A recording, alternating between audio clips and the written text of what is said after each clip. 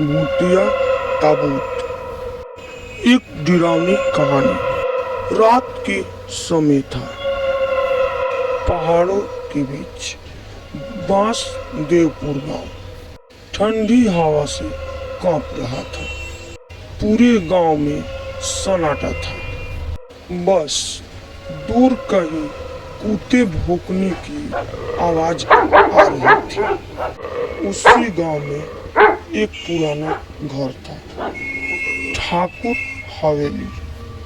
लोग कहते थे वहाँ 100 साल पुराना एक ताबूत रखा है, जिसे कभी खोला नहीं गया। गांव के लोग कहते थे जो उस ताबूत के पास गया वे जिंदा लौट नहीं आया।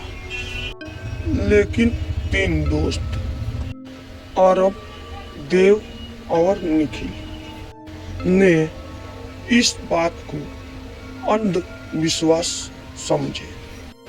कितनी बार कहा है कुछ नहीं होता वहाँ।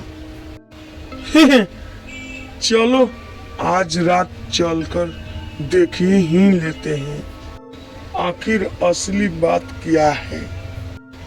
यार, रात में जाना लोग ठीक नहीं कहते हैं। आधी रात की ताबूत वो खुद खुल जाता है। 2 दोस्त हंसने लगे। निखिल भी बात में आ गया। रात के 12 बजे तीनों टार्च लेकर ठाकुर हवेली की तरफ बढ़े। हवेली की चारों तरफ काई जमी थी और टूटी हुई खिड़कियां से ठंडी हवा सीटी बजा रही थी।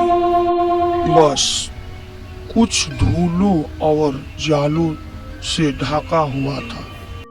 पुराने फर्नीचर, टूटी कुर्सियां और बीच में पड़ा काला ताबूत। देव ने पास जाकर कहा, बस यही है। फिर आरब ने बोला, हाँ, अब देखते हैं इसमें क्या है। निखिल कांप गया।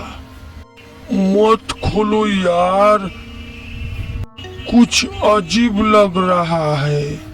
आरब उसकी बात की अनसुनी कर दी और धीरे धीरे ताबूत का ढक्कन उठाया।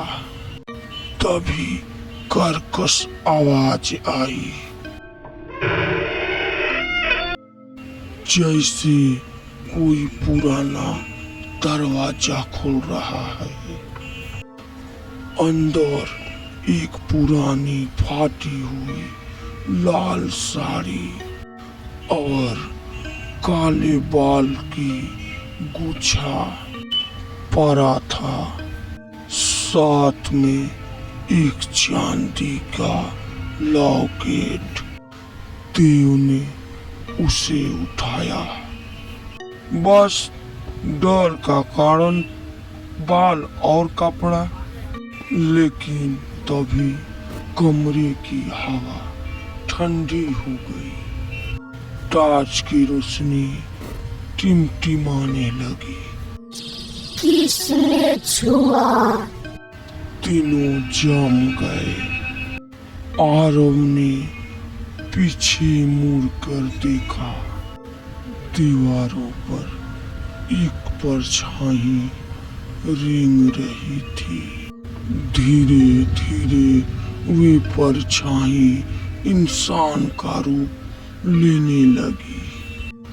लंबे बाल और फटी साड़ी में लिपटी एक औरत।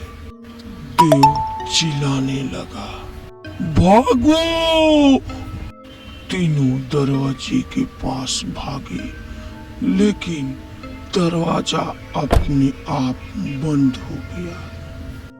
औरत ने कही, 100 साल पहले ठाकुर ने मुझे जिंदा इस ताबूत में बंद किया था। अब जो इसे छुएगा वह भी इसी में बंद होगा।